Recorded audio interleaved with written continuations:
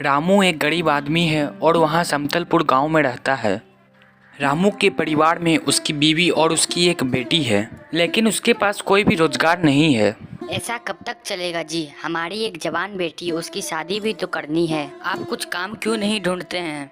तुम्हें क्या लगता है कि मुझे अपनी बेटी की चिंता नहीं है? मुझे भी घर में बैठना थोड़ी ना अच्छा लगता है। मैं तो डेली काम ढूंढने जाता हूँ, पर काम ही नहीं मिलता तो उसमें मैं क्या करूँ। रामू नौकरी की तलाश में घर से निकल पड़ता है, लेकिन उसे कहीं पर भी नौकरी नहीं मिलती है। काफी देर घूमने के बाद रामू आखिर अपने घर आ ही जाता है। उसका उदास चेहरा देखकर उसकी बेटी उससे पूछती है, क्या बात है पापा, आप बहुत ज्यादा ही उदास दिख रहे हो। कुछ नहीं बेटा, बस यूं ही। मुझे पता है पापा, आपको कहीं भी नौकरी नहीं मिल रही, आप इसलिए परेशान हो। आप बिल्कुल चिंता मत करिए पापा, आपको जल्द ही कोई नौकरी जरूर मिलेगी। वाह मेरी बच्ची, देखो कितनी ज्यादा समझदार हो गई है।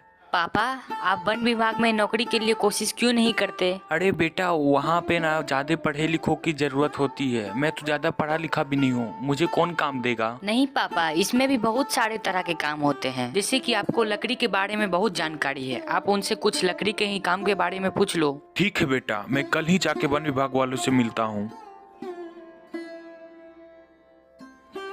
मुझे नौकरी की जरूरत है, क्या मुझे यहाँ पे कोई काम मिल सकता है? तुम्हें क्या काम अच्छे से करने आता है? सर मैं एक लकड़हारा हूँ, मुझे लकड़ी के बारे में सारी जानकारी है। अरे वाह, हम तो ऐसे ही आदमी की तलाश कर रहे थे जिसे सारा लकड़ी का काम आता हो। तुम चाहे तो आज से ही काम कर सकते हो। यह सुनते ही रामू बहुत ज्यादा खुश हो जाता है और काम करना शुरू कर देता है। रामू पेड़ से निकाली गई अच्छी लकड़ी को अलग और सड़ी हुई लकड़ी को अलग कर देता है। साहब, ये सड़ी हुई लकड़ी का क्या करना है? ऐसे तो ये लकड़ी किसी काम की ही नहीं है, फेंक दो इसे। फिर रामू सारी सड़ी हुई लकड़ी को फेंक कर घर आ जाता है। आज बहुत खुश लग रहे हैं पापा, क्या बात है? बेटा, मुझे वन विभाग में नौकरी मिल गई है। अरे वाह, ये तो बहुत अच्छी बात है। अब मैं एग्जाम की तैयारी के लिए ट्यूशन भी जा सकती हूँ। अरे हाँ हाँ, जरूर जरूर जाना। रामू की इस नौकरी लग जाने से उसकी घर की दशा ही बदल गई। अब राधा भी डेली ट्यूशन जाने लगी। फिर एक दिन रामू इसी तरह लकड़ी में से अच्छी लकड़ियाँ एक तरफ कर रहा था और दीमक लगी हुई लकड़ियों को फेंक रहा था। तभी उसके दिमाग में एक सवाल आता है, क्यों ना मैं इस लकड़ी को घर लेके जाऊं, कभी ना कभी तो काम आएगा ही। फिर शाम होते ही रामू सारी सड़ी हुई लकड़ियों को लेकर घर आ जाता है। फिर रामू सुबह उठकर काम पर चला जाता है और उसी तरह दीमक लगी हुई लकड़ी को एक तरफ कर देता है और शाम होते ही वो सब लकड़ियों को लेकर वापस से घर आ जाता है। अगले दिन जब रामू वापस से लकड़ी को लेकर घर जा रहा था, तभी उसे वहाँ की एक लेडीज पुलिस देख लेती है। अच्छा, तो अब तुम चोरी भी करने लगे हो? नहीं नहीं मैडम, मैं चोरी नहीं कर रहा हूँ। ये तो लकड़ियाँ खराब है, इसीलिए मैं इसे लेकर घर जा रहा हूँ। अगर ये लकड़ी खराबी है तो तुम इसे लेकर जा क्यों रहे हो? तुम जैसे चोरों को तो नौकरी देनी ही नहीं चाहिए थी। कल से तुम्हें नौकरी बढ़ाने की कोई जरूरत नहीं है। बेचारा रामू वापस से उदास होकर घर चला जाता है। नौकरी के चले जाने से रामू बहुत परेशान हो जाता है। तभी रामू का ध्यान उसकी लाई गई लकड़ी पर जाता है।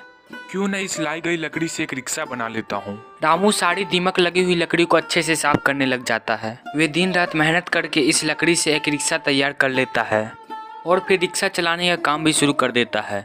अरे भाई साहब, मुझे शहर छोड़ दोगे? हाँ, बैठ जाओ बैठ जाओ। रामू रिक्शा को खींचकर हाथ से लेकर जाता है, जिससे सवारियों को पहुंचने में बहुत देरी हो जाती है। इसी कारण से आधी से ज्यादा सवारियां उसके रिक्शा पर बैठने से मना कर देती थी। रामू ने लकड़ी की मदद से रिक्शा तो बना लिया था, पर उसे हाथ से खींचना पड़ता था। पापा, मेरे एग्जाम जल्दी आने वाले हैं, मुझे शहर जाने के लिए कुछ पैसों की जरूरत है। बेटा, पर मेरे पास तो अभी पैसा बिल्कुल नहीं है, लेकिन मैं तुम्हारे एग्जाम सेंटर तक तुम्हें रिक्शे से छोड़ दूंगा। पर पापा, इसमें तो बहुत ज्यादा टाइम लगेगा और मैं एग्जाम स्टार्ट होने तक नहीं पहुंच पाऊंगी। अच्छा ठीक है बेटा, मैं कुछ करता हूँ। रामू सोचने लग जाता है कि आखिर किस तरह राधा को एग्जाम देने शहर भेजा जाए। वो सोच ही रहा था कि तभी उसकी नज़र एक जंगल में टूटी फूटी फेंकी हुई गाड़ी पर पड़ती है। रामू नीचे गाड़ी के पास जाता है। गाड़ी तो पूरी कबाड़ बन चुकी है, पर शायद इसका इंजन मेरे काम आ सकता है।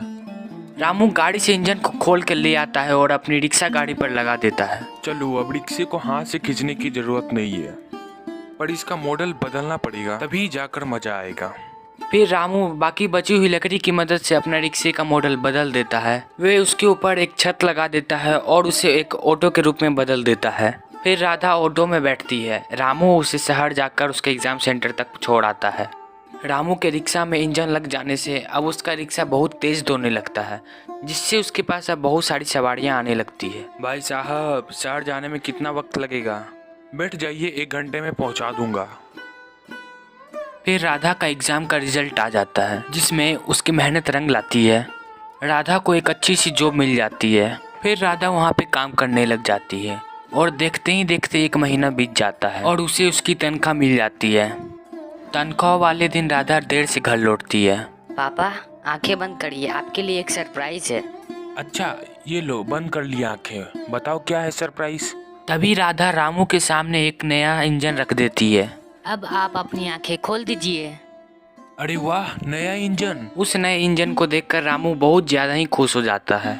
पापा ये कोई मामूली इंजन नहीं बल्कि स्पोर्ट कार की इंजन है। इसको लगाने के बाद आपकी रिक्शा दुगनी स्पीड से दौड़ेगी। रामू इंजन को उठा के ले जाता है और अपनी जाके रिक्शा में फिट कर देता है। भाई साहब मुझे शहर जाना है, कितना वक्त लगेगा? बैठ जाइए, आधे घंटे में पहुंचा दूंगा। अरे पर वहाँ तो पहुँचने में 2 घंटे लगते हैं। माँ जी, ये लकड़ी का रिक्शा जरूर है पर ये स्पोर्ट कार जैसा दौड़ता है। वे महिला रामू के रिक्शे में बैठ जाती है और रामू उसे आधे घंटे के अंदर ही उसे शहर पहुंचा देता है, जिससे खुश होकर वो महिला रामू को डबल किराया देती है। इसी तरह रामू सभी सवारी को जल्दी जल्दी पहुंचा देता है और धीरे धीरे वो बहुत ही अमीर आदमी बन जाता है।